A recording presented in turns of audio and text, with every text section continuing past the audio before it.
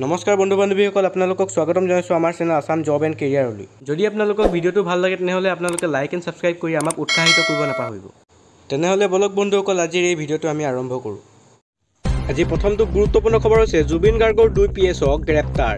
2 PSৰ নন্দেশ্বৰ বৰা আৰু পৰেশ বৈশ্যক গ্ৰেপ্তাৰ কৰা হৈছে ইতিমধ্যে। আজি SITৰ জেৰাৰ সন্মুখীন হৈছে জুবিনৰ 2 PSও। PSO নন্দেশ্বৰ বৰা পৰেশ বৈশ্যক পুনৰ জেৰা কৰিছিল SITয়ে। 2 PSৰ একাউণ্টৰ পৰা অবৈধভাৱে ধনৰ লেনদেনৰ আছিল অভিযোগ। এই ধনৰ আয়ৰ উৎস বিচাৰিয়ে SITয়ে জেৰা অব্যাহত ৰাখিছিল দুয়োকে। জুবিন গাৰ্গৰ 2 PSক গ্ৰেপ্তাৰ কৰা হৈছে। 2 PSৰ নন্দেশ্বৰ বৰা আৰু পৰেশ বৈশ্যক গ্ৰেপ্তাৰ। আজিও SITৰ জেৰাৰ সন্মুখীন হৈছে জুবিনৰ 2 PSও। PSO নন্দেশ্বৰ বৰা পৰেশ বৈশ্যক পুনৰ জেৰা কৰিছিল SITয়ে।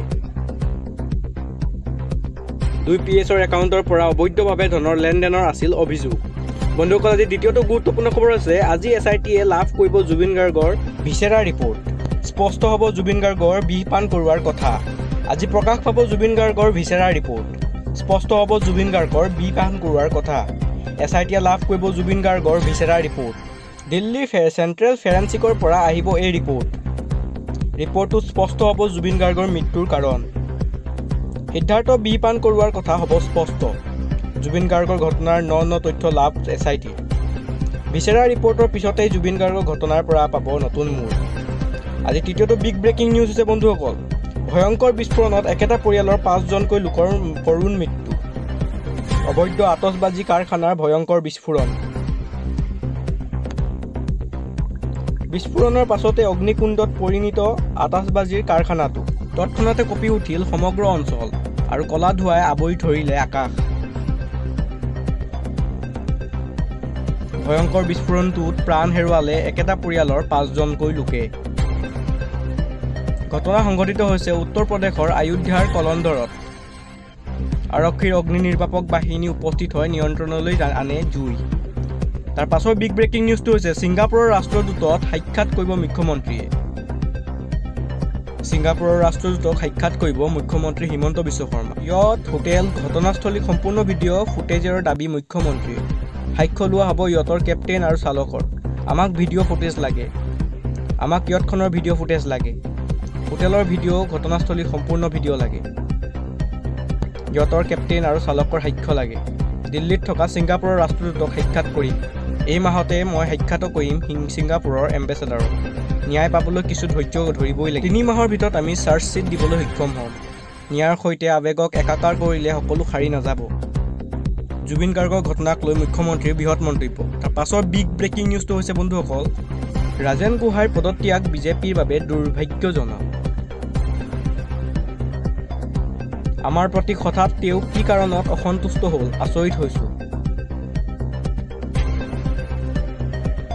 ৰাজেন গোহাঁই হঠাৎ পদত্যাগ কৰাক লৈ আমি আচৰিত হৈছোঁ। বহুবাৰ আমি তেওঁৰ সৈতে আলোচনাত বহিছিলোঁ, তেখেতে কথাও দিছিল।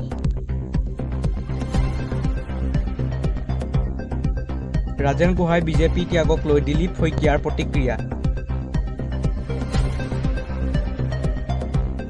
এটা দলত সৰু ডাঙৰ সকলো মিলি থাকে, তেওঁৱে মিলি থাকিব লাগিছিল।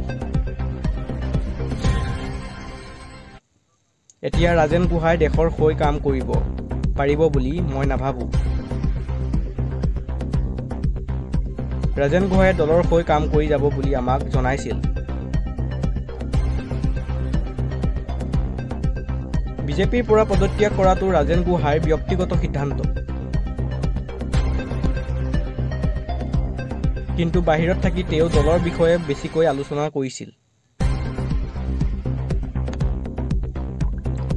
ৰাজেন গোহাঁইক দলে বহুত দিলে বুলিও দাবী প্ৰদেশ বিজেপিৰ সভাপতিৰ।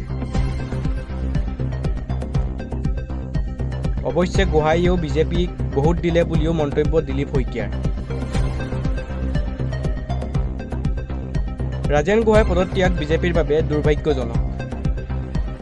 ভিডিঅ'টো চাই ভাল লাগিল যদি আপোনালোকে লাইক আৰু ছাবস্ক্ৰাইব কৰিবলৈ নাপাহৰিব। ধন্যবাদ।